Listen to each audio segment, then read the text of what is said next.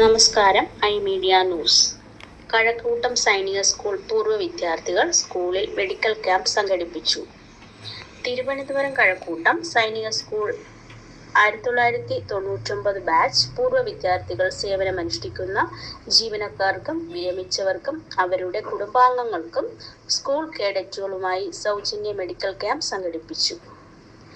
SUT പട്ടം multi speciality ഹോസ്പിറ്റലുമായി സഹകരിച്ച് school ക്യാമ്പസിൽ നടന്ന ക്യാമ്പ് SUT പട്ടം ഹോസ്പിറ്റൽ MDയും COയും 1972 പൂർവ്വ വിദ്യാർത്ഥിയുമായ റിട്ടയർഡ് കേണൽ രാജീവ് മന്നാലി ഉദ്ഘാടനം ചെയ്തു. സൈനിക സ്കൂൾ പ്രിൻസിപ്പൽ കേണൽ വീരേന്ദ്രകുമാർ 1999 ബാച്ചിനെയും സംഘാടകരെ അഭിനന്ദിച്ചു.